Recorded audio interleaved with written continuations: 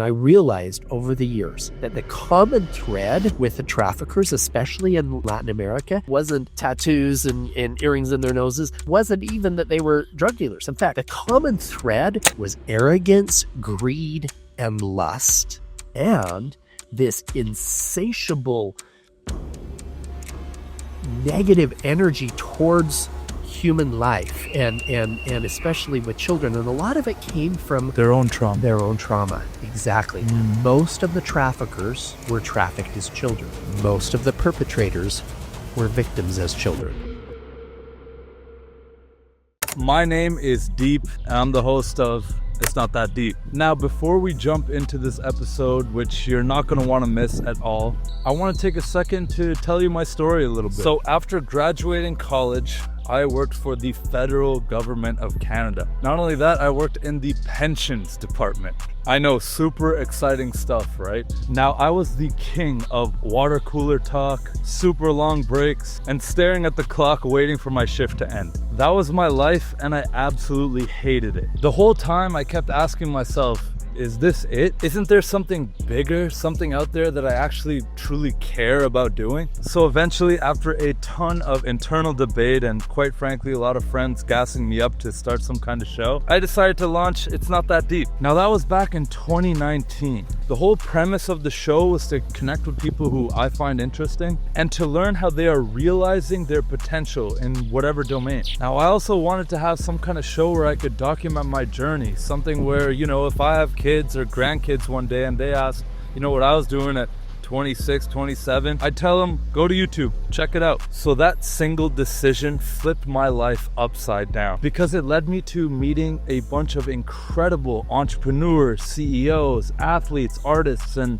everything in between. From there, connecting with the right people led me to starting my own media company. And that's when I met my current business partner, Jamie Lee, through this podcast. So then in 2021, we launched Deep Social Brands. Fast forward to now, we've done over $2.5 million in sales. We've traveled the world, moved countries, built teams, built incredible relationships, and we've gotten to film content all around the world. Like right now, I'm in Panama. We're filming content with one of our clients. And the crazy part is I don't even have 1,000 subscribers on YouTube yet. But none of those vanity metrics or anything like that actually truly matter, because putting out content changed my life. I'm telling you, if you just commit to hitting publish, I guarantee it'll change your life in ways that you can't even fathom. And that's why Jamie and I decided to launch putoutcontent.com to help you realize your potential through putting out content. And no, don't worry, it's not just another agency. So if you are serious about growing online, connecting with people around the world, and living the life of your dreams, and if you're tired about guessing what to post,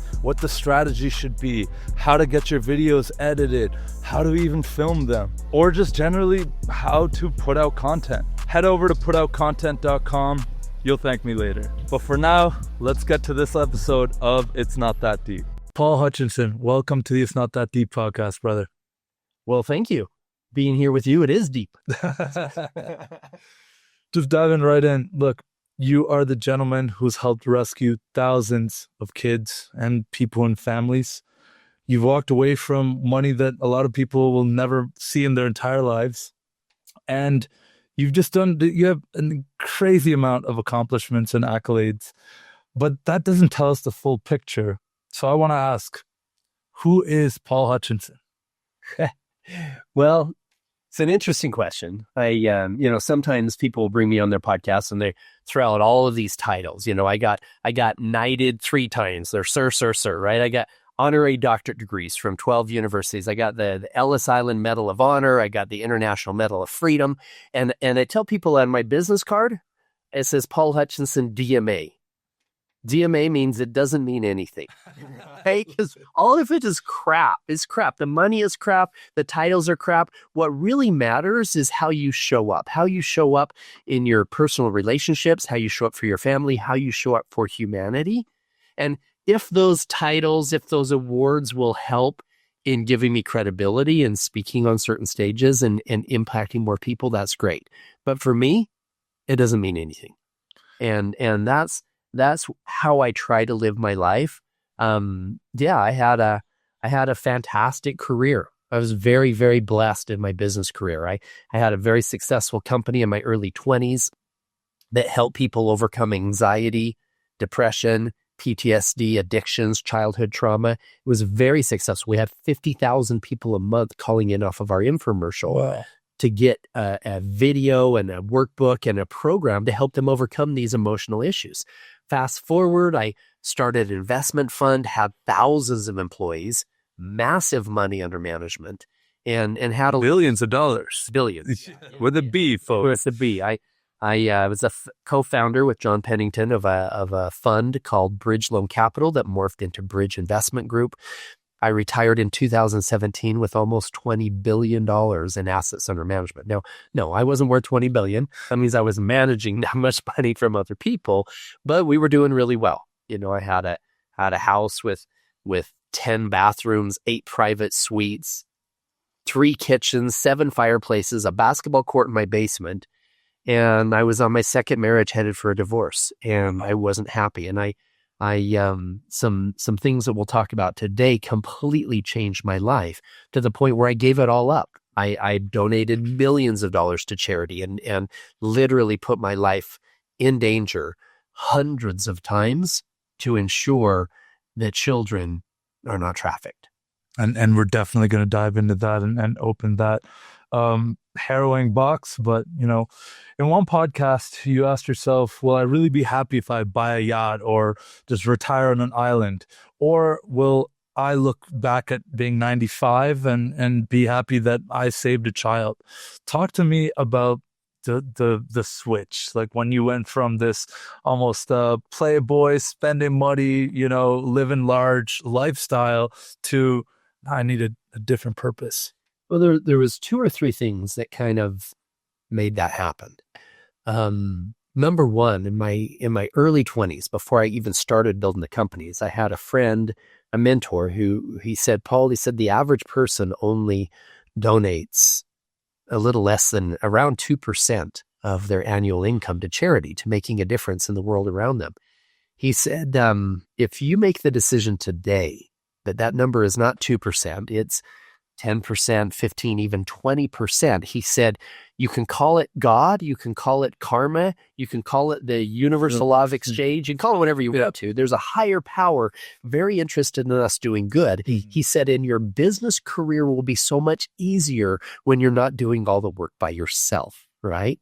And so, and I told him, I said, I'm earning like $2,000 a month, or I got broke at the time. I'm just in my early 20s. And I said, that's why I want to be rich. I want to be rich so I can make a difference. I can be charitable.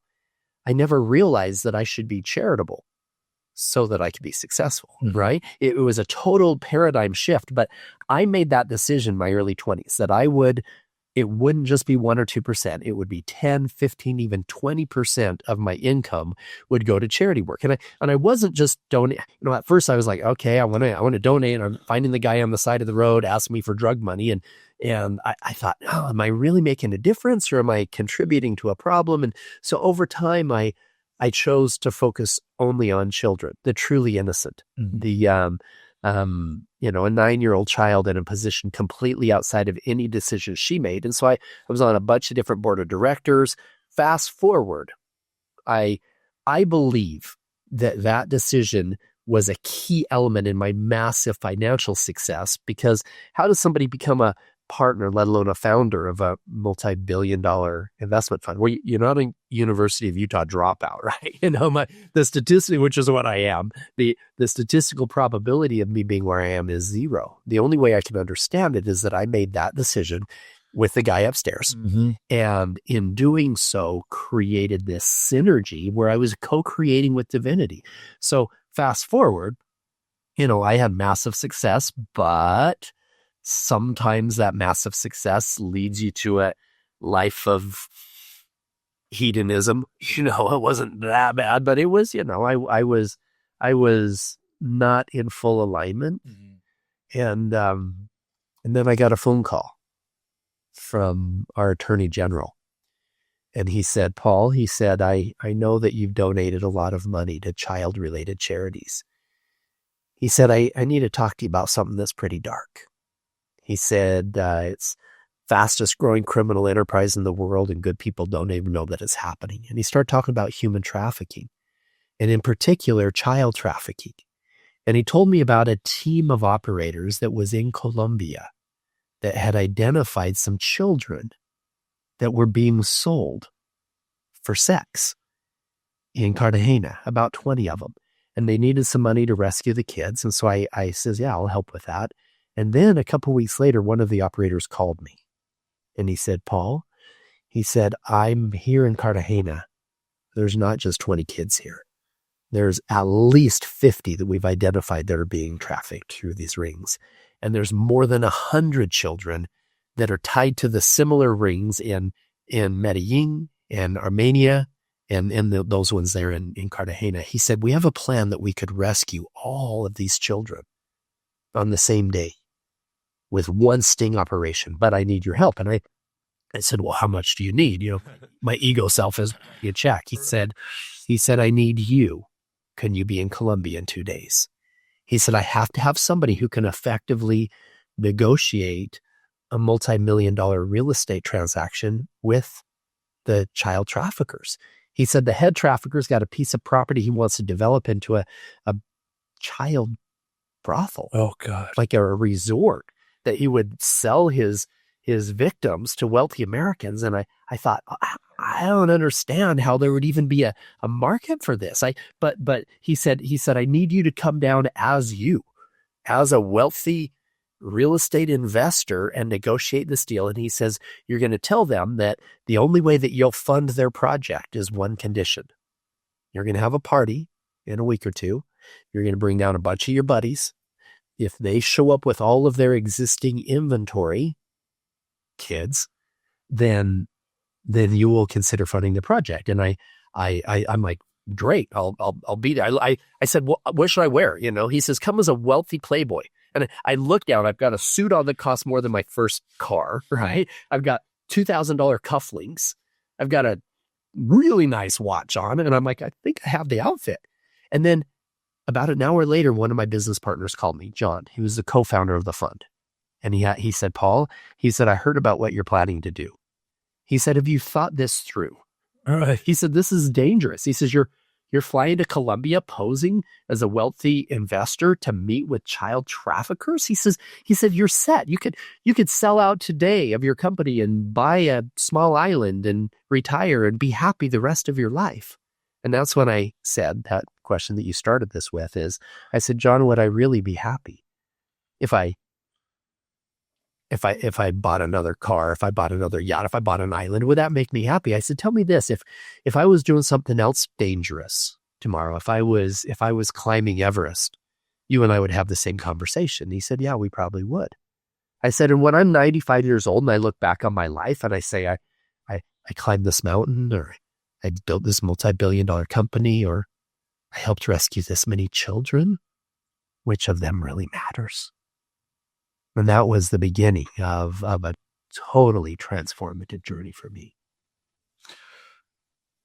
I understand kind of the reasoning for why you fit the criteria of being the right person to do this, right? This is, I don't know, but this is kind of probably the type of person who does engage in that type of thing, because it doesn't, like, a normal woman or a normal sexual relationship is probably not fulfilling or something. I don't know. I'm very removed from this reality, but like, how are you allowed to do something like this? Does the government know about it? Is it sanctioned? Is it like, sure, is there all paperwork? I'm not saying I don't believe you. I'm saying it's so unbelievable. Yeah, absolutely. So these guys were former Homeland Security agents for the U.S. and former Navy SEALs and Green Berets that had put this together. They had relationships with the CTI, here in Colombia.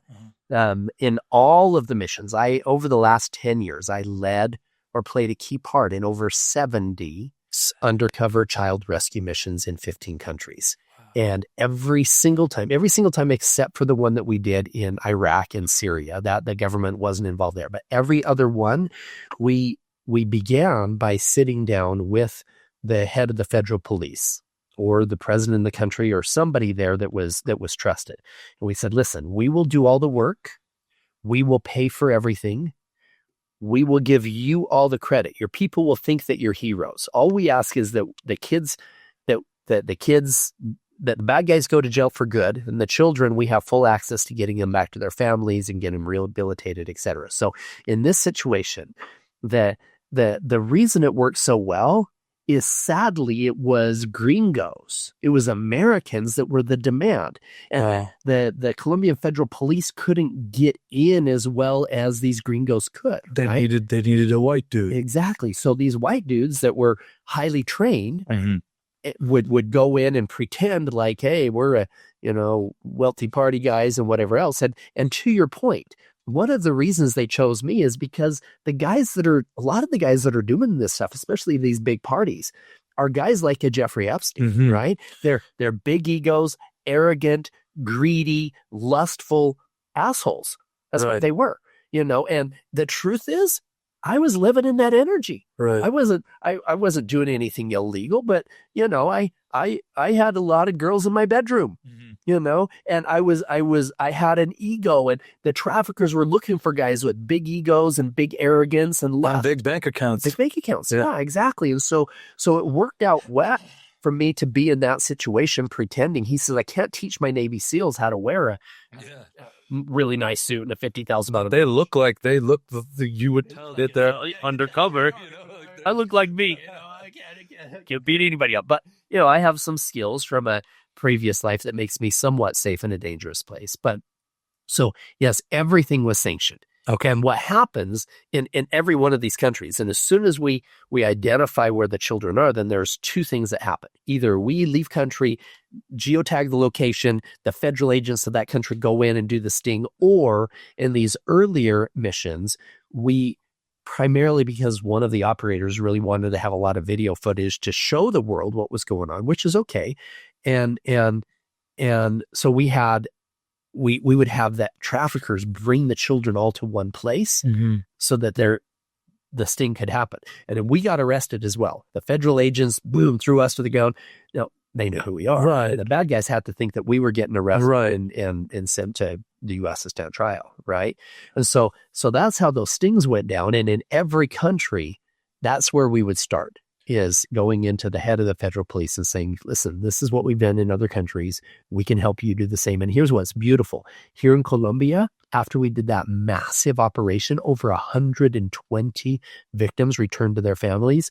After that, when I came back down 2 months later, I met with a brigadier general, top military official in the area, and he got visibly emotional when he saw me and the other guys. And he gave me this huge hug. And he said, there's never been an organization that has done more good for the children in Colombia than what you guys did coming in from the outside. He said, because of what you did, not only were hundreds of children rescued, he said the media picked up the story and announced that Colombian federal agents arrested 20 traffickers, 20 Americans, and rescued over 100 children. And the good people of Colombia rose up and said, yes, this is what we want. And it created a motivation in which those federal agents, Colombian federal agents, did multiple stings on their own, 5 more stings over that 2 months, rescued hundreds of more children. And you even see it today with the global success of our movie, Sound of Freedom. It's now, you've got good people everywhere that are paying attention. You've got great people in law enforcement that are paying attention, that are stopping this crime before it ever happens. Thousands of children, hundreds of thousands of children here in Colombia are safer because of the fact that we set that example, and good men and women in law enforcement stepped up and said, we're going to carry that baton forward. And took a massive risk to your life. Even right now, talking about this being public, we had spoken about that at lunch. You had mentioned that your wife and daughter were even like, you should do this, and you were hesitant at first. You're like, I want to be private, man. Like I'd rather, just be behind the scenes, do the work, and like the universe will reward you and everyone. But, one big point I want to say about that is when, how we got connected. First of all, I want to give a shout out to Thomas Gieb and his event here. I didn't know who you were. right? And you were kind of headlining this speech, and I'd known about Sound of Freedom, but I didn't know that you were, one of the producers of the movie, and that a lot of the character is based on a lot of the missions that you went under and did.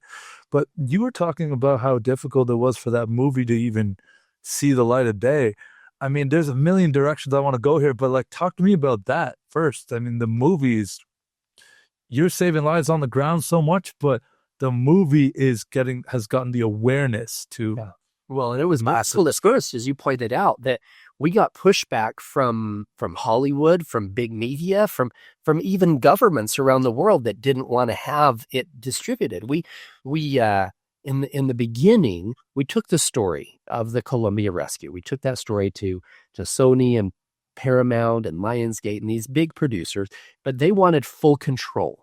Literary control. They could have moved the story however. They could have made Columbia look like they were a horrible place to ever be.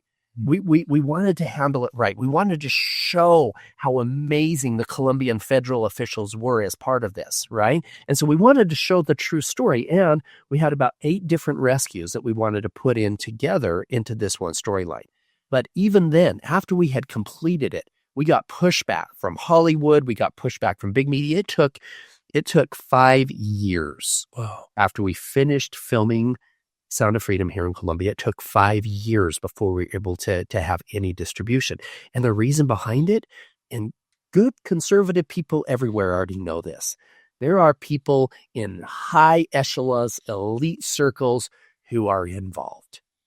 I'll just say it straight out. Jeffrey Epstein's situation was not run by him. It was run by really powerful people. You think he's powerful? No. There was a really powerful people that were using that to create blackmail on senators, on congressmen, on judges, etc. The tip of the iceberg. Yeah, and it's deep and it goes global. Yeah. And this stuff is going on in Ukraine. This stuff is going on in Southeast Asia. It's going on everywhere around the world. It's not just here in Latin America.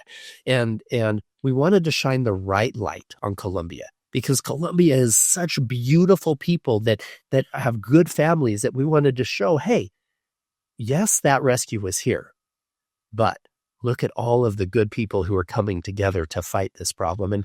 And that's what's so beautiful, is we've seen global awareness come from it, to the point where today hundreds of millions of children are safer because of it. And all of my profit from the movie, all of it, is going into Child Liberation Foundation, is going into liberating humanity. All of it goes there. I didn't buy a plane or a yacht or a boat or car or anything with any of that money. In fact, we have demonetized our life to the point where we can focus full time on helping humanity heal. Wow. That's something that also really moved me about your and your lovely wife's Vanessa's speech, right? Is you guys were talking about, there was that story of her buying the dress, right? You talk about what the cost of saving a child here is. Dive into that for me. Yeah, this is a beautiful story. Our average, that one mission that we did here in Colombia, 120 kids, cost about $250,000 to pull that off. And average over the last 10 years has been about $2,000 per child is what our cost was to identify them, rescue them, find a safe place for them, etc. And so fast forward, my sweet wife, I met her in Haiti. I tell people meeting a beautiful Colombian actress is kind of cool, but when she's donating her time in an orphanage in Haiti, that's amazing. And sadly, I was at a funeral for one of my undercover operators. For my last trip to Haiti, I had led 12 undercover missions in Haiti and taken down some of the largest trafficking rings in the Caribbean as part of it. But this was my last trip there, and at the airport in line, I met this beautiful Colombian actress, and she was donating her time at the orphanage there. And I thought, wow, it's amazing. So we started dating, and a few months later, I had been nominated to receive the Ellis Island Medal of Honor, and it was a gala. I mean, I had to wear a tuxedo. She needed to wear a gala dress, and I asked her, me at this time, you have to understand, I had I had a closet that was twice the size of my first apartment, right? I had multiple tuxedos. It was a 2-story a 2-story closet. I mean, crazy, right? And so I asked her, I said, I need to know which of my tuxedos I should wear. What color is your gala dress? And she's like, well, I don't have a gala dress. I'm like, well, we need to fix that for sure, right? So I take her to a nice store. We find a gala dress. It wasn't crazy expensive. It was about $2,000. Not crazy for me. I mean, half my suits were $4,000. Your ties were probably $2,000. Exactly. It was retarded that the stupid stuff that I spent my money on, right? Yeah. And so we're going towards the checkout, and she looks at the tag on this dress that we're buying. It says $2,000, and she goes, Paul, what is the average cost of rescuing a trafficked child? I said, it's about $2,000. She said, I'm not wearing a child. Wow. She said, we can buy a $200 dress instead and donate the rest to the foundation. And that's what we did. Bought her a $200 dress.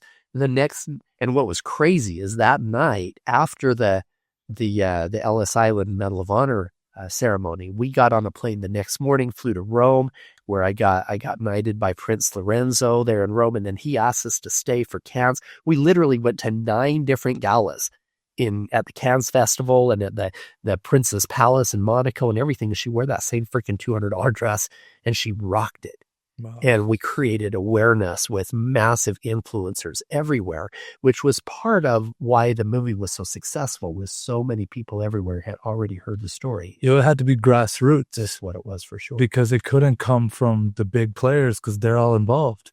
They don't need to see that movie see the light of day. Exactly. Wow. That's incredible. And so I want to go back to that first mission. I feel like I didn't dive in enough. What's it like? You're on a flight to Colombia after this conversation with, whoever, and you come down, they brief you on what you're about to do. What is that? I'll go into a little bit of detail on it. So first of all, they told me, look, dress the part even on the plane on the way down. You don't want to kind of dress bar or whatever. So dress the part. So wear your nice suit, your nice watch, your nice whatever. We'll have some Navy SEALs that'll pick you up at the airport when you get there, and a bulletproof car and everything. And I'm like, okay, that's cool. Well, of course, the flight in from the U.S., it came in through Bogota first before it went into Cartagena. Well, there was a delay, and the Bogota to Cartagena flight was canceled until the next morning. And I'm like, crap. And man, everybody who was we were literally on the tarmac, and the plane turned around and went back. So everybody was rioting. They were super pissed. Right. So I'm like, okay, I don't want to be hanging out here in the airport dressed in my nice suit. I texted the Navy SEALs. I said, bros, I can't be there tonight. I'll be there first thing tomorrow morning on the first flight. And so then I walk outside, and I'm like, okay, there's a Marriott close. I'll just go to the Marriott. So first mistake was being by myself, dressing like a target, right? I've literally had really nice watch, nice everything else. So I walk out in front. Instead of a regular taxi guy, some guy says, hey, you want a ride? I'm like, yeah, sure, Oh, no. Yeah. Mistake number one. Yeah, major mistake. So and had you been to Colombia Never before? been to Colombia. This was the first time. It's my first time. Oh, boy. I led by myself. No guys picking me up, and I'm dressed like a target. And I remember reading somewhere that back in the Pablo years, he had $200 price tags on people's heads. I thought, well, if I'm dressed like I'm worth more than $200, my life's at risk. Right. I was dressed more than $200, right? Yeah. So I get in this car, and I says, take me to the Marriott.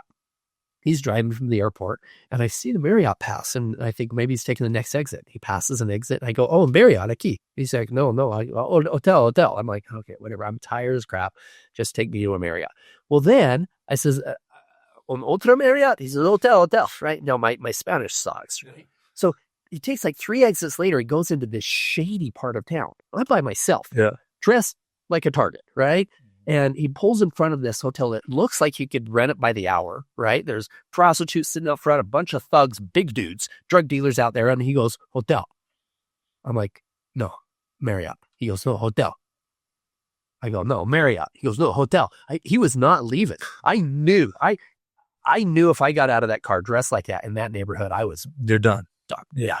So I'm like, I don't know what to do. And he was like, hotel, and I'm like, what do I do? Now, I had donated a whole bunch of money to not only child-related charities, but to anybody involved in law enforcement. And so as part of that, I had helped the Unified Police Department get bulletproof cars and stuff for some of their operations. As part of it, they gave me an honorary badge that had my name and no. on it. It looks like a real police badge. There's get out of jail free card. That's it. So I reach in my bag and I have that with me in my wallet. I pull it out. I show it to the taxi driver. I says, Policia, Marriott, ahora. So he turns around, goes back to the Marriott. Okay. I thought, okay, maybe John was right. Have you thought through this? Right. So then I go to the Marriott the next morning. I make sure I go straight to the airport with, a secure driver. Get to the airport. They fly me to Colombia or to Cartagena. Navy SEALs pick me up. They're my real security and my show security, right? In a full armored, way up armored car. And I'm thinking, okay, this is way different than this stupid taxi I got in Bogota. Yeah. And then they take us to this restaurant where some of the undercover operators were already meeting with these traffickers. Now, I thought that traffickers were going to have tattoos on their necks and earrings in their noses and, all this stuff. The first trafficker I met was a businessman. Suit cut, polo shirt, okay. well-spoken. The second I met was a female. She was like running for Miss Cartagena. She had a modeling agency. That actually came out. That story was like very popular here. It was like Miss Cartagena was like involved in trafficking. The trafficking. Yeah. So you had met with her. Yeah. She was. I kissed her on the cheek, just like in the movie. Yeah. What they did different in the movie, she wasn't the kingpin. The kingpin was a guy by the name of Edouard who had a piece of property he wanted to develop into the brothel, etc. Got it. But, she was working with a modeling agency. She was there. She was talking about horrible things. But these kids, I thought these aren't traffickers. But when I sat down and started talking to them, their conversation went dark really quickly. In fact, and I realized over the years that the common thread with the traffickers, especially in Latin America, the common thread wasn't tattoos and earrings in their noses. The common thread wasn't even that they were drug dealers. In fact, what was crazy is that in some of our operations, the cartel guys, one guy who was the head of the cartel in the area, he was an informant for us. He said, listen, you may not agree with how I do business, with the drug trade. He says, you may not agree with how I do business, but I've got children of my own, and those guys are evil. I'm going to kill them. Mm-hmm. And if I do, you got a bunch of little kids, you don't know where they are. He said, or I tell you everything I know. You go in, you do your stuff, you make sure those kids get back to their families, you make sure they go to jail, and I'll take care of it from there. So what's interesting is just like in the U.S., you've got the bank robbers and the drug dealers.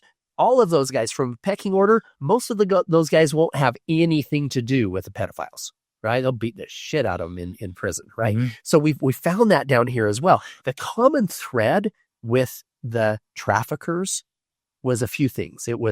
And with the perpetrators was arrogance, greed, and lust, and this insatiable negative energy towards human life and especially with children. And a lot of it came from their own trauma. Exactly. Most of the traffickers were trafficked as children. Most of the perpetrators were victims. It's like children. Regaining their power that they lost. Yeah. Wow. And we can talk more in that later when we're talking about the healing side. But for me, that first mission, I'm sitting there, one of the traffickers shows me a picture. He says, Pablo, I have a gift for you. And I says, really, what's your gift? And he shows me his phone, and there's a picture of an 11-year-old child on his phone. He said, this is Princess. She's 0 kilometers. We just took delivery of some. She's my gift for you for this party.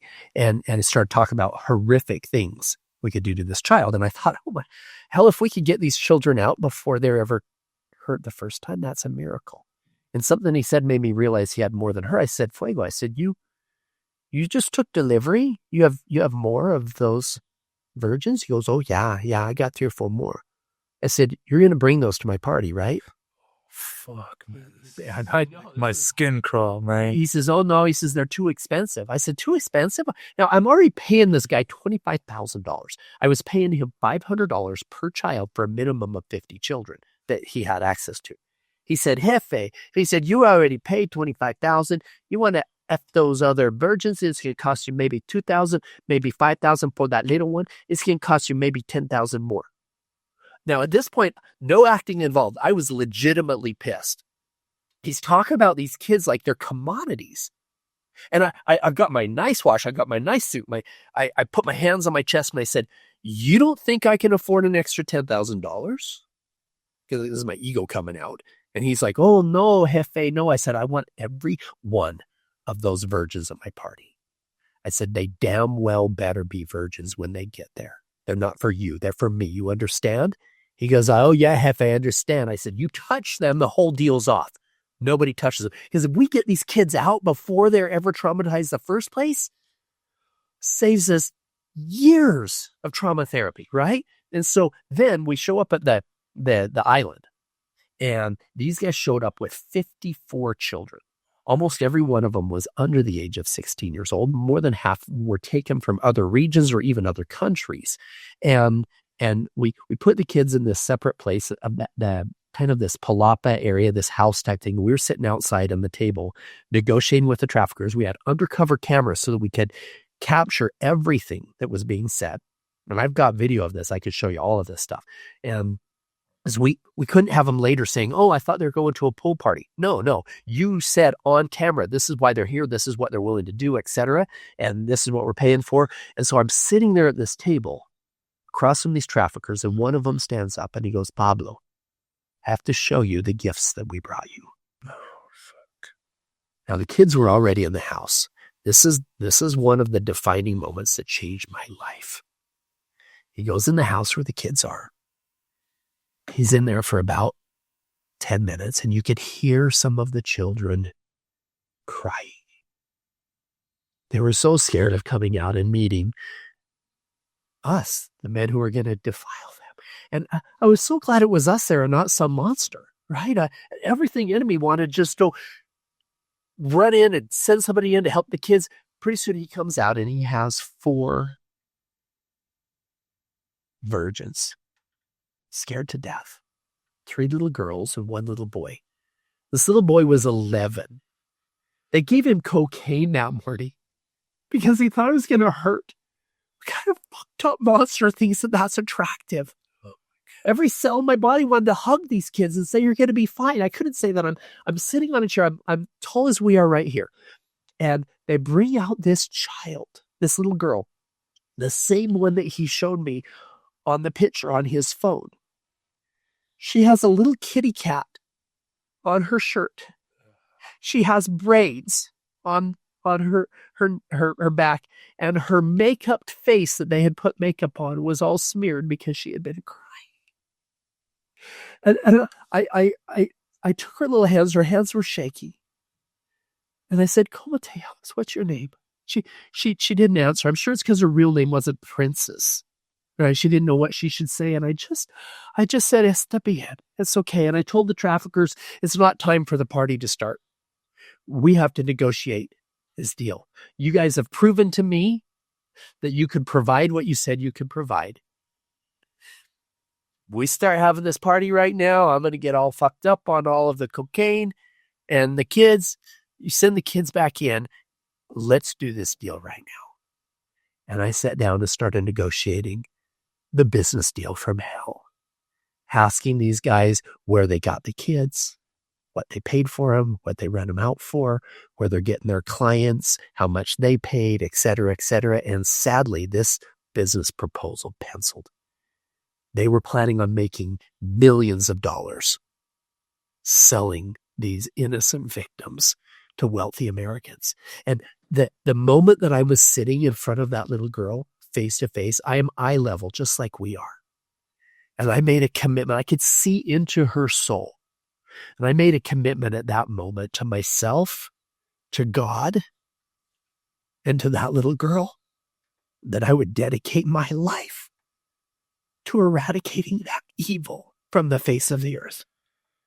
So that was the beginning of what became over 70 undercover child rescue missions in 15 countries. Wow. That's a lot. But definitely moves me, and I salute you for taking that risk and being that deep undercover, dude. I mean, that's fucking terrifying. And usually I could talk so much, bro, but this is so fucked up. We're talking about innocent children, don't even know anything yet, and how do they get snatched up normally? How does that process happen? It's an important question, especially for parents that are listening today. The majority of children who are taken, especially to another city, another country, the majority of those children come from broken homes, a broken foster care program, runaways. These are at-risk children. So, people ask, what they leave the movie Sound of Freedom and they go, I want to do something, I want to help. Well, the worst thing you can do is go to Mexico and try to rescue kids, right? You're gonna get arrested, you're probably gonna get shot. Yeah. The best thing you could do is go home and hug your children. People are like, how's hugging my children help? Well, like I say, the majority of kids come from these broken homes. You lead a relationship with your kids where they can very comfortably come to you and say, hey, Dad, hey, Mom, I don't like it when you tell me to hug Enrique because he touches us weird and he says that we should have secrets outside of you. Or I don't like going to this friend's house because her brother's taking pictures of us when we're changing. And now he says he's going to show these pictures around the school unless we come to his house and do other things. Or this babysitter showing us pornography and tells us we should trust her more than you. These are grooming behaviors. We rescued one of the children we rescued in Acapulco was being sold by her aunt. The father had no idea what was going on. The aunt was working with the traffickers. She was showing her pornography when she was babysitting her. And she told this little girl, she said, listen, you're going to lose your virginity anyway. She was 12, right? You're going to lose your virginity anyway. If you lose it to these rich Americans, we'll pay you $500. She was charging us $5,000. And that's how they get them in. We had other kids that were runaways from the U.S. that were in Mexico that, they ran out of money. The older sister was dating a guy and they started drugging the 12-year-old and then bringing her into it. So that happens a lot. So having a healthy relationship with your kids where they can tell you when something's wrong. Here's the scary thing. A lot of kids who are being sold for these horrible things sleep in their own beds at night and their parents don't even know this going on. Right? They're being groomed. They're being groomed online. They're being groomed with their social media. They have people that have that. It's usually someone they know, yes, that they trust. Over 90% of child sex victims, it comes from a familial person, somebody that's a family or somebody the family knows that brings them into that and then gets them to do some things and then gets pictures of them and gets them to do more and says, listen, you don't want your parents to hate you, kick you out. You don't want this going around your school. You're going to have to come and do these other things. It happens a lot. So yes, there are children that are taken. That are moved to other places, and that it happens every day. However, having eyes on your children's social media, having eyes on who your children are spending time with. If your 12, 13-year-old daughter is all of a sudden she goes from being super social to being much of an introvert, you need to start having heavy, deep, loving conversations with her to figure out what's going on. All right, so Paul, I mean, obviously this is such a messed up thing, and one thing that really stuck out to me when you were speaking about it on stage is some of the statistics as well, right? And we all know, everyone knows a girl who has experienced some form of sexual misconduct, sexual assault. It's so heartbreaking. As a man, I feel helpless a lot of the times. I don't even know what to do, but it's such a problem. I don't know one woman who hasn't experienced it, right? Now with children, some of the statistics were harrowing and really scary. And it's not just women. it's little boys too. Yeah. Can you go into some of those stats? Absolutely. And this is important for everybody to understand in terms of how we're going to fix this problem and how big this problem is. This isn't just something that a third world country, these things are happening in Southeast Asia or in Thailand, or here in South America, whatnot. This is happening in our own backyards. In fact, if you walk out of your front door in any neighborhood, even an affluent neighborhood in the United States, and you look left and you look right, there's a very high chance that one of those houses is a dangerous place for children. Here's the statistics. Almost half of all women in the United States have been a victim of sexual abuse, have spoken about it. Now, I believe it's much higher than 50%. Yeah, that's just what's reported or that's reported, what, yeah. So 40 to 50% report it. However, the average age of somebody speaking about their abuse, especially as children, the average age is 52 years old, right? So that's how many people are holding on to this pain and this trauma for so long. Now, of all of those women, 1/4 of them, one half of them, it was as children. So literally 1/4 of all women have admitted that as children, they were sexually abused. I believe it's higher. Now with men, it's a little bit less. It's 1 in every 5. It's 20% of all men. But even them, 1/4 of them, it was under the age of 10 years old in their own homes. So this is generational trauma that's happening. And sadly, if you were a victim of this, it's very likely that you were not the only victim of that perpetrator. It's very likely that your sisters, your cousins, other people in your family, if it was a family member that was a perpetrator, it's very likely that they were abused as well. Because the average perpetrator isn't just 1 or 2. It's upwards of 9, 15, 20. In fact, a serial one could be upwards of 70 victims in their lifetime. And so if we can stop it before it ever happens, that's really the key to success. I found myself at every single rescue mission. I found myself wishing that I had a time machine, that I could go back 5 or 10 years and sit down and help these kids before they're ever traumatized in the first place. But then I realized if we just pulled them out of hell, more kids would be sucked back in to fill a demand, right? And that's really what was happening. Literally, all of the rescue missions in the world aren't going to make a difference unless we can figure out how to heal humanity so that people aren't doing these horrific things to other humans, especially to children. And I asked myself, okay, if I did have a time machine, what would I do? I would actually sit down with the perpetrator or the trafficker before they ever cross that line. Don't get me wrong. I'm not a sympathizer in any way. I've literally put my life in danger hundreds of times to ensure they never hurt innocents again.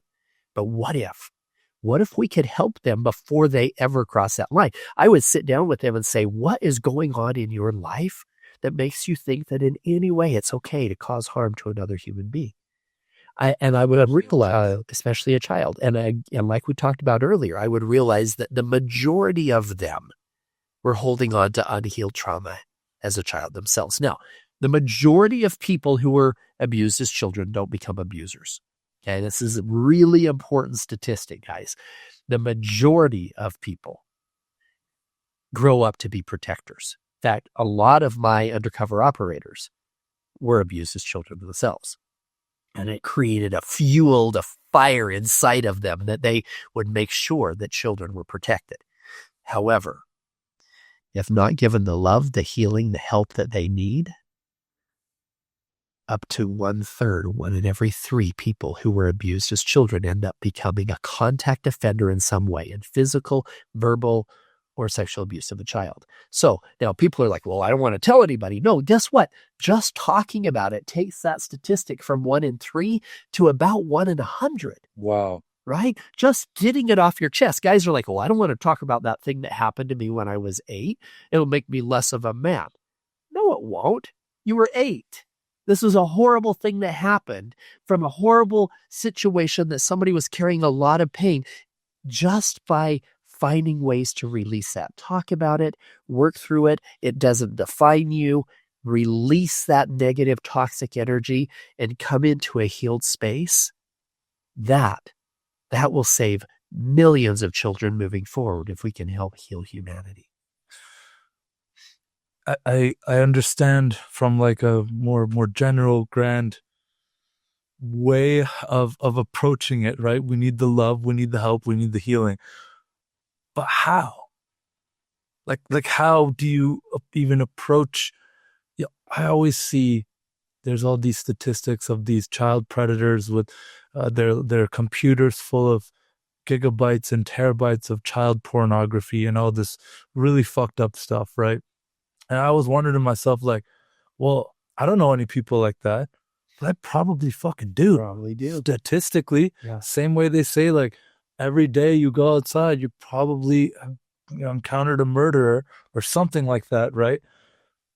How do you broach a conversation when there's no conversation really being had? Here's what has to happen. The answer is we need to heal everyone. Okay? There is nobody that is beyond reproach here. And let me give you an example. Okay?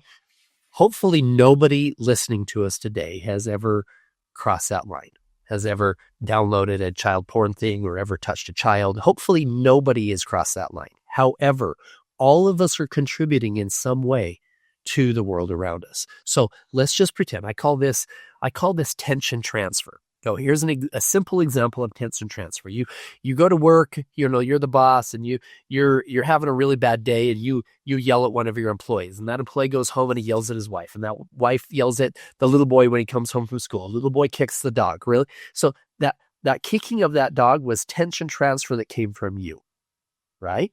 You see how that all happened, right? Now let's just pretend that something you didn't know is that employee at work, you go in, you're out of integrity, you yell at that guy at work. And what you didn't know is that guy was sexually abused as a child. And let's say that because of that unhealed trauma, he has allowed it to just eat away at him with anxiety and depression and anger issues, etc. And let's say that he was having issues with his wife and he started getting addicted to pornography. And let's say that pornography, he needed something harder to have that same fix, because it's kind of like a drug to some people, right? And so harder for him was a little bit younger because of his unhealed trauma as a child.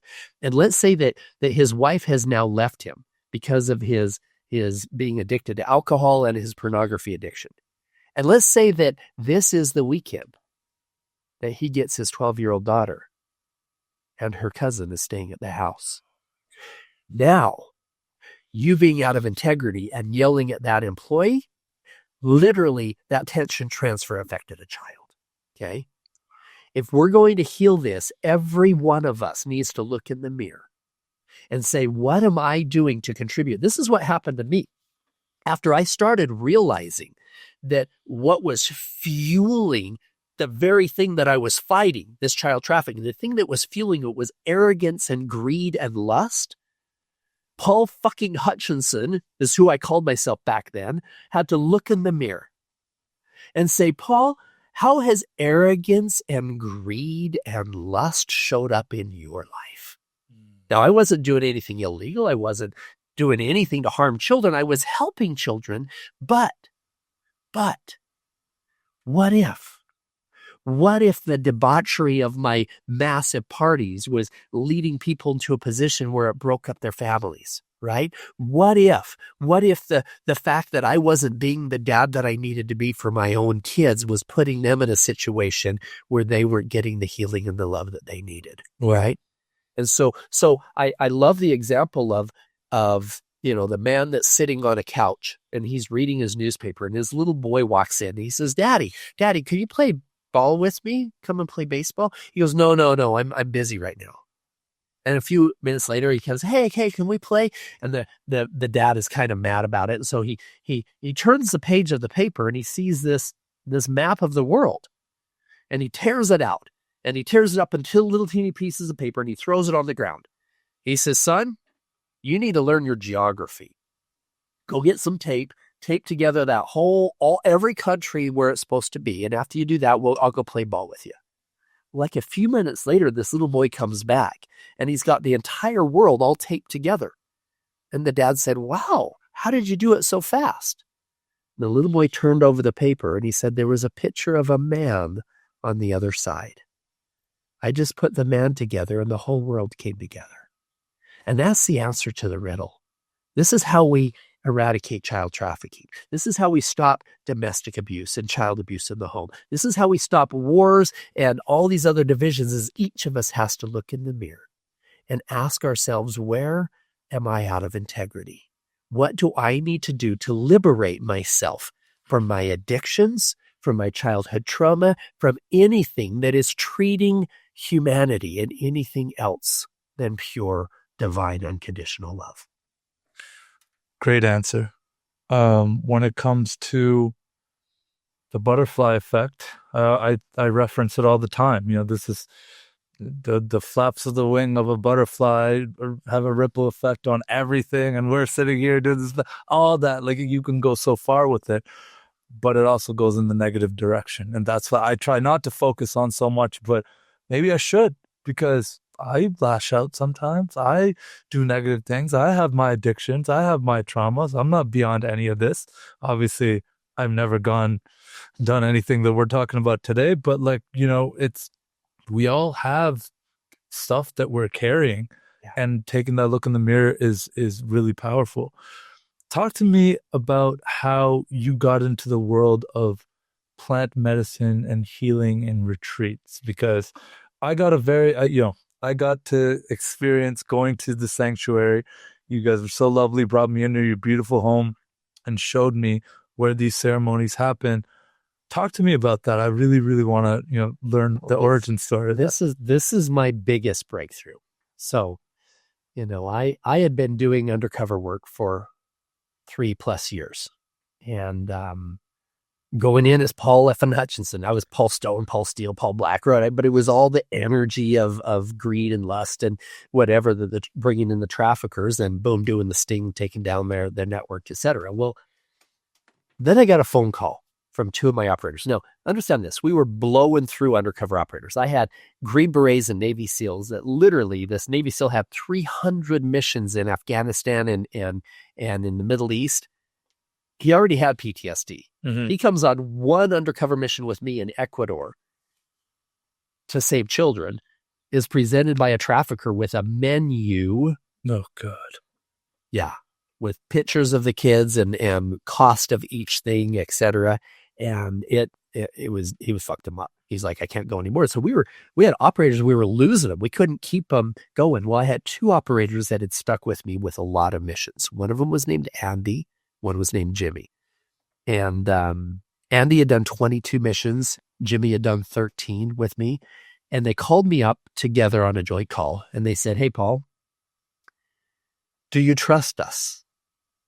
I said, yeah, I trust you literally with my life. Undercover, there I'm in charge of talking. They're in charge of making sure I don't die. They said, I think that we found a solution for a lot of our PTSD operators that can help them heal from that very quickly. I said, oh, that's great. Fantastic. They said, yeah, that you should come and try it yourself. This is a transformational healing retreat. I'm like, yeah, I don't need to transform. I don't need to heal. Paul F. and Hutchinson. Yeah, sound good. Everybody wants to be me. They're like, no, you're in your second marriage, headed for a divorce. Your kids don't talk to you. You're living in this energy of greed and energy of lust, etc. And they said, this doctor has identified some tools that can help people overcome anxiety, depression, PTSD, addictions, childhood trauma, literally in a matter of days. And I'm like, well, that's BS. I said, that my company I sold in my early 20s, that's what we did. We help people overcome that. And it doesn't take days. It takes months, if not years, of helping to change the negative habit patterns of thought that are creating all of these problems in the first place. You can't do it in days. And they said, well, look into this, understand this principle. You call it neuroplasticity. Now, this is super important. When we're children, our brains are very, very impressionable. We're in this state of neuroplasticity where where, you can learn 3 or 4 languages at the same time when you're 3 years old, right? But it also makes it so if something horrific happens as a child, then in that neuroplasticity of your subconscious mind, sometimes those things get stuck and buried. If your uncle touches you, if your dad yells at you, if, whatever traumatic situation, sometimes it gets stuck and it's like stuck in concrete. You can't even break it out of there without destroying everything, right? They said this doctor has been using some different types of plant medicines to create a temporary state of neuroplasticity, so that then a trained facilitator can go in and remove those traumas from your childhood, remove those traumas from that PTSD or the addictions, all of this stuff. It's an incredibly powerful tool. And then I trusted him enough to go. That first experience for me was by far the most transformative experience of my life. It was the most beautiful, horrific experience. Horrific because what happened is on the medicine, in the psilocybin journey, I felt in every cell of my body, I felt the pain that my children felt when I cheated on their mom. And it was so hard. And it felt like Satan himself had his foot on my chest. I couldn't breathe, right? And then I felt pure joy of the children that we had helped to rescue, as if I was them. And then I felt the empathy of the pain of the families that I had broken up, because some guy came to my party and he slept with a cheerleader and it broke up his marriage. And now these children are crying because their dad is gone and their mom kicked him out of the house. And I realized that the ripple effect of every single action, every word, every action, everything in my life, the ripple effect, good and bad, it had on all of humanity. And that changed everything for me. Wow. I've had experiences with plant medicine myself. I've never had a facilitator. That sounds like the next level. It's like when you have someone guiding you through the experience. I'll remember my first time taking shrooms though, and just feeling the emotions rush up and, a proper macro dose, feeling it, and then just wanting to hug trees and but then wanting to be around all my friends, but then wanting to be around nobody, and then all these emotions and things. But I can only imagine, and I will do it. I 100% will. But one of these retreats, one of these ceremonies where you have someone who really knows what they're doing guide you through that experience. It's a 10x. Yeah. I'm actually not a fan of general recreational use, because it's such a sacred tool and such a powerful tool. It's literally so let's say that you had a tumor, right? And there was some new technology that could literally make it so that they didn't have to do any invasive surgery, didn't have to cut anything, didn't have to do any kind of chemo. Instead, they could take your hardened body outside shell and turn it into a flowing energy that a surgeon could go in and grab that tumor and completely dislodge it and take it out, and then your body goes exactly back to normal. This is what that neuroplasticity is in our subconscious mind, right? Mm-hmm. And if your mind is in this state of neuroplasticity and you're just hanging out by yourself and looking at how pretty the trees are and all of this stuff, there's some emotional things that can happen there, but it's very, very different when you have our journeys start 2 weeks before. Where I spend, or one of the facilitators spends, at least a half an hour to an hour on the phone with each participant, getting very, very clear on all of their tumors that need to be removed. And then their intention going in. Very, very clear on their intention. Everything they want to release. What happened when they were 3 years old? What happened when they were 10? What difficult relationships did they have? What they say when they look in the mirror? All of these things, because in order for us to rise to the highest and best version of ourselves, we have to identify everything that needs to be cut loose first. And then we bring them in and I teach them some deep meditation tools. So there's something called Ho'oponopono. I think I said it right. It's a Hawaiian term of what I use when I take people into a deep meditation to cut cords with traumas of their past, cut cords with even a previous version of themselves, anything that is not in alignment with their highest and best self.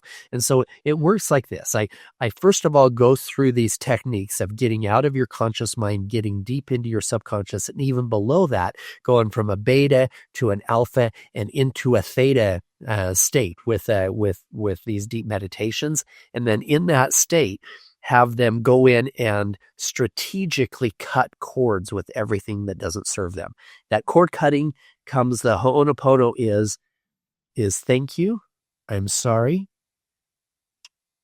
I'm grateful, and I love you. Those four. So it looks like this. It's you're in this meditative space, and you have a perpetrator come in, somebody that hurt you sometime in your life. Maybe it was your dad that was never there for you as a kid. Maybe it was your uncle that had done something really horrible. Maybe it was your mom who was just emotionally not present, whatever it was, right? You bring them in and in this meditative space, and you read them their rights. You say, these horrible things happen, and this is how I felt. This is how I felt. And as soon as you read it all to them, and then you say, I forgive you. I forgive you for all of those things. And I am sorry. I'm sorry for holding on to that pain for so long. I'm sorry for speaking negatively about you regarding those things. I am sorry. I am grateful. I am grateful for the man I am today, the woman I am today, because of those things in my life. I'm grateful for all the good that I learned from you. And I counsel, liberate, and release all negative cords between me and you. And I do so with love and grace. And I see it floating away in this pink cloud of light. And I teach them, and they do that over and over again to everybody and everything, even the Paul Hutchinson, the past version of me, right? I had to cut those cords with love and grace and gratitude and forgiveness in order to move on to the higher and best version of what I can step into. And so these are all things that we bring in to the plant medicine space. And for people who are new and learning about this, I thought, wait a minute, these are Schedule I drugs. These must be super dangerous, right? The truth is, and do your research on this, guys, the truth is psilocybin, which is in magic mushrooms, psilocybin is safer than table sugar. Wow. There's never been a case of addiction. Not one, ever. There's never been a case of overdose. Not one, ever. And when used properly with a trained facilitator, there's nothing more powerful in helping people break free of childhood trauma, anger issues, depression, addictions, anxiety, all of these things combined than the proper use of those tools. Wow. And so people come do these retreats and it's like a week, like what is it? Yeah, we don't just do a one and done night thing. We keep them for an entire week.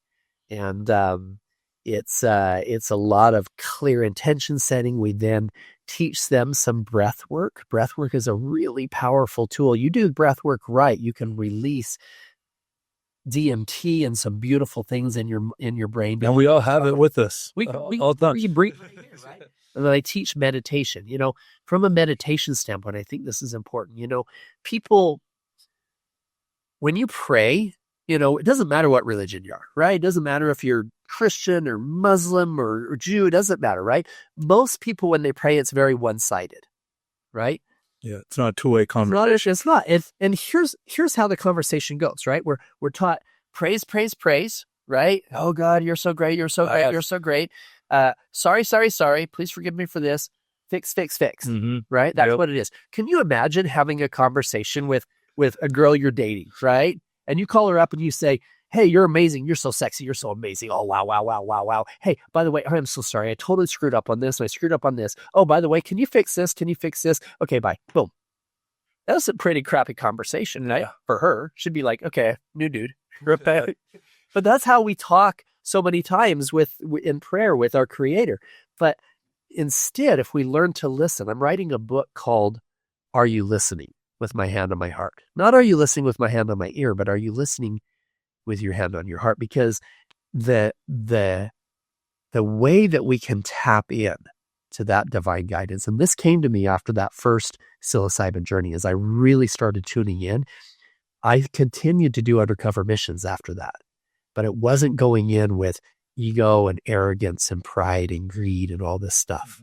It was a totally different energy in which I was able to go in and literally be able to tune in to that voice of truth. The frequency of love. Exactly. And led. I told my operators, I said, I don't care if you think that God is a tree or a cloud or a man or a woman. It doesn't matter. I said, there's no virtuous creator intelligence in the universe that's okay with these children being raped. So it's easy for me to have unwavering faith, unwavering conviction that we're going to find the kids. And in doing so, was able to tune in to that divine guidance and literally be led to where the children were and things that we need to do to keep our team safe. That's beautiful. And I remember you mentioned something when we were all at lunch, and it was how to go from, someone had asked, how do you go from 10x to 100x, 1000x? And you went on the most beautiful rant I've ever heard, telling a bunch of different stories. And it would be a shame if I ended this podcast without you sharing that. And with relation to building Paul fucking Hutchinson, and then unbuilding, rebuilding, and creating, the man I said, in front of today. Tell me those stories, because that really impacted me. See, people ask all the time, how do I build a multi-million-dollar company? How do I build a multi-billion-dollar company? How does that work? Well, the reality is we all have 24 hours in our day. And if we are trading our time for money for things, we're going to do it forever. We need to figure out how to multiply ourselves, right? And multiplication isn't just about finding good team members. Multiplication is about having your energy be multiplied many, many, many times over. One of those we already talked about is charity work. Yep. I truly believe that if somebody commits to donating 10% or more of their income, not to their church, I'm talking about making an impact in the world around them, in finding charitable ways. You can still give money to your church if you want to, but if you donate 10% of your money, the book of Malachi says, prove me now we're herewith if I will not open you the windows of heaven, that there will not be room enough to receive it. And I have seen that. That's a multiplier of a 10x. Not to interrupt you, but I'm not here talking to you if I don't practice that myself. I never want to make this about me or anything like that, but that is something that I've had to learn in my own life, in my own spiritual journey and whatnot, that giving gives you so much more and gives the world so much more. But please continue. Exactly. So I believe that donating 10%, 1/10, will give you a 10x return on your efforts. Call it God, call it karma, call it whatever you want to. There's a power that's interested in us doing good, and will multiply your efforts. Now, you want 100x or 1000x? Here's the secret. This is powerful. I'm going to call it learning to listen. It's literally co-creating with divinity. So in my early 20s, I met a man named Jerry Pride. Jerry sadly died in 2010. Yet Jerry was tested at the university in our area as the highest IQ they had ever tested, one of the highest in the world at the time. Yet Jerry couldn't read or write. He never graduated from elementary school. Wow. Yet he was the inventor of countless medical life-saving devices. He was the inventor of the original software, voice recognition software that we use today on our phones every day, right? That IBM used, that original software he created. Why? Because he couldn't read or write, and he needed to figure out how to have a device pick up everything he was saying and put it into an intelligent form, right? So I sat down with this guy, sat down with Jerry. I was in my early 20s. And he said to me, he said, Paul, he said, you could have an IQ over 200 if you wanted. I said, what? I said, no, I'm not that smart. I said, I worked hard for my grades and I didn't even get a scholarship, right? He said, no, he says that. And I said, I don't think you can change your IQ. Everybody has, it's what we're born with, right? He goes, no. He said, the difference between me and you is that I listen better than you.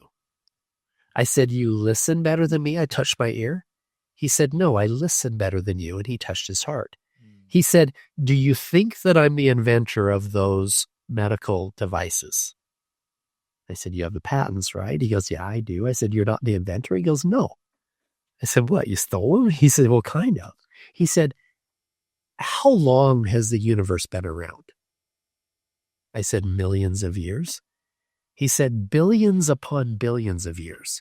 He said, those medical devices were invented billions of years ago.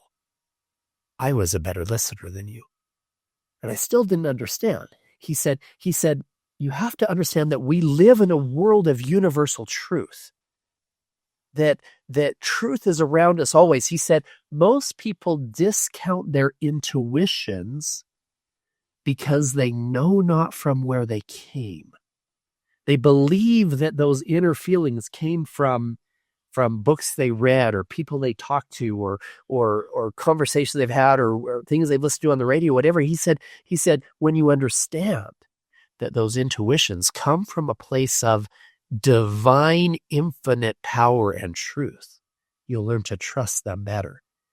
And this is one of the things as I started building my investment fund. If I got a feeling that I needed to tech, Gut feeling, did you just feel something? I learned to trust it. Just like a muscle, when you're using it for the first time, I learned to trust it more and more and more. And as I learned to trust it, all of a sudden, boom, I was like, okay, I need to call that guy. And I'd call him. And sure enough, it was the exact perfect time I was supposed to call it. And he was thinking about investing my fund. I call those synchronicities. That's what me and my business partner call them.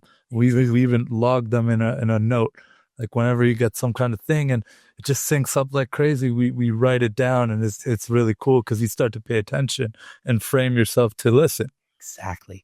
I don't call them coincidences. I call them God incidences. Because that's really what it is. And when we understand that and we start tuning in, now, step number one, you have to decide exactly where you want to go.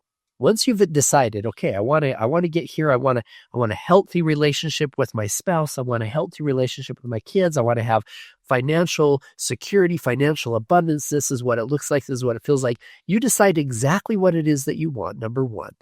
And then number two, you start listening to that still small voice of truth that's inside of each one of us and start co-creating with the universe around you. It literally creates 100 or 1,000x on your efforts.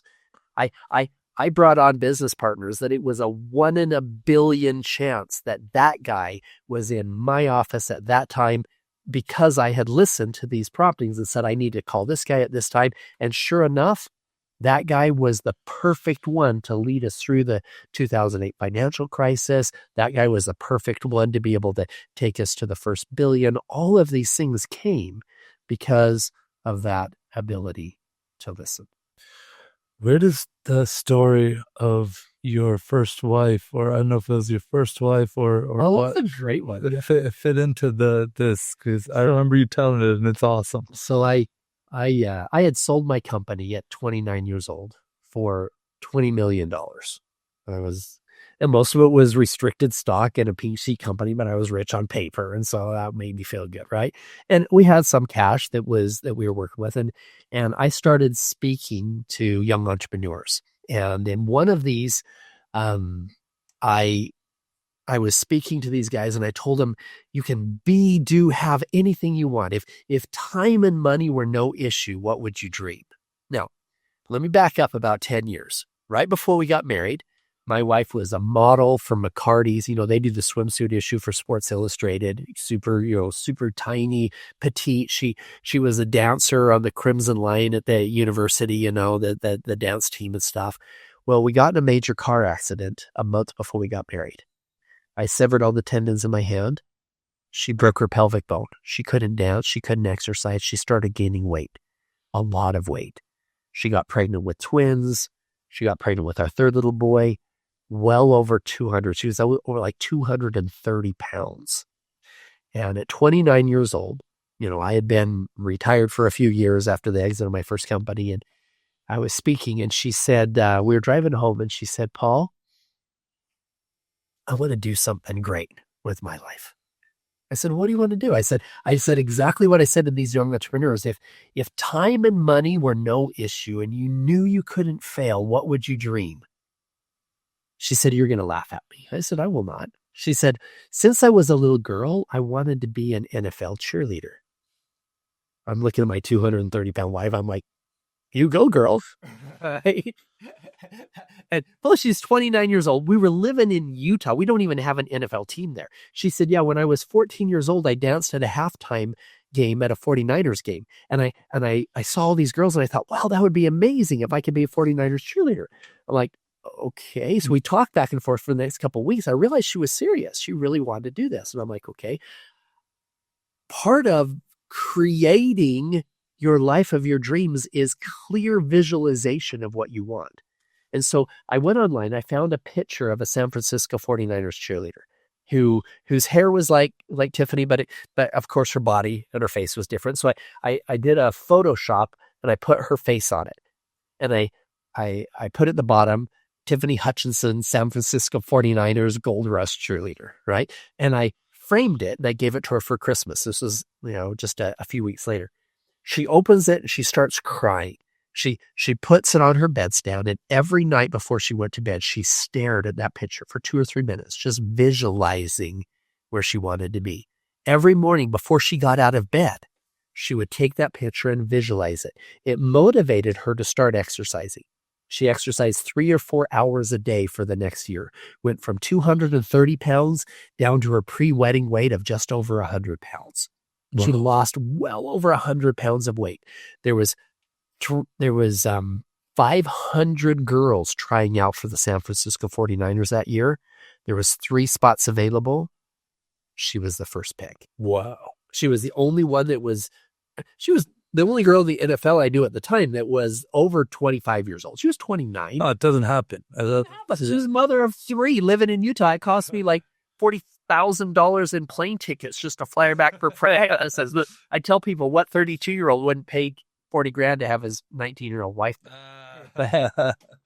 Wow, man, no, that's an incredible story, and it just goes to show, the power of visualization, the power of listening.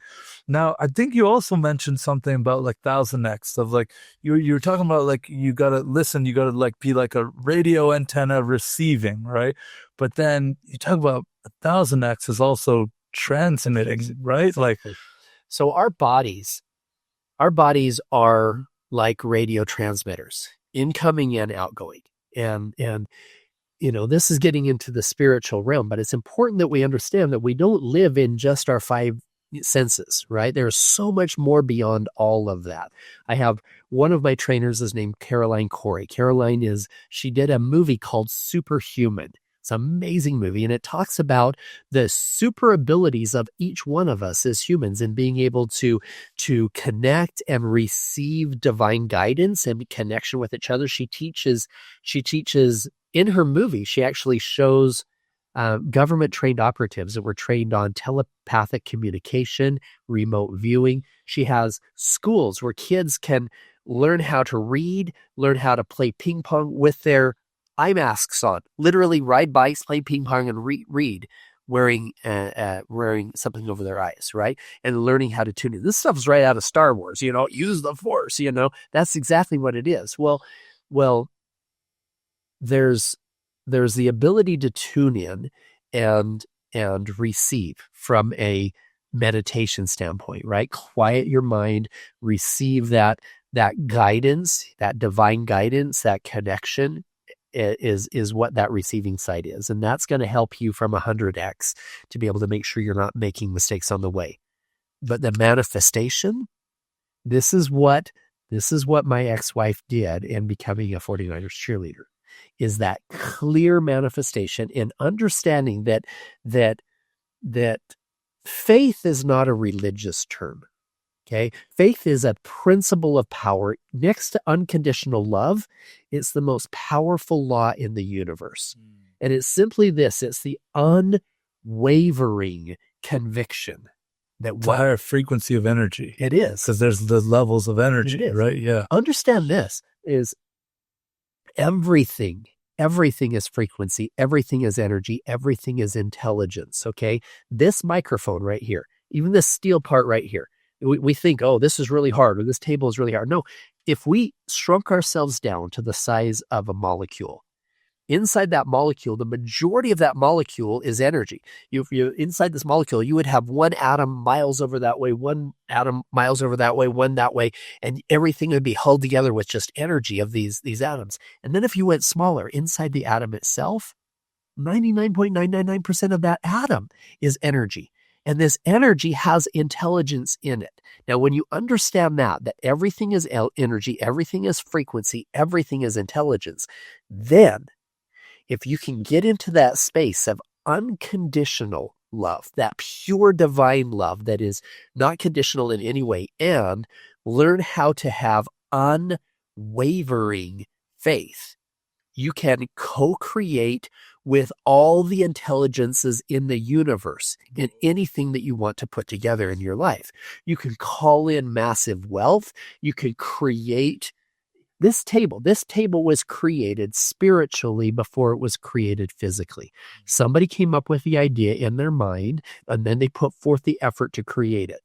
The world is changing so quickly that our manifestations aren't taking years. They can take minutes.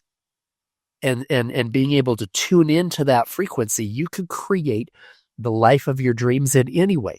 You can attract the right people. You can attract the right circumstances. You can attract the money that you need to create anything in your life if you can tap in to that frequency that each one of us have from a transmission standpoint, not just a receiving standpoint. Wow, that's powerful stuff. That's some deep stuff. We can go on for hours. For sure. I don't want to take up all your time here, Paul, but look, I can totally relate on a smaller scale, but still, I love my journey and everything. I was working a 9-to-5 job for the federal government of Canada. I hated it. I was in the pensions department. I really I didn't want to do this, but I ended up doing it for 5 years out of college. I wanted nothing more than to run my own business, travel the world, and do all these amazing things, meet these cool people.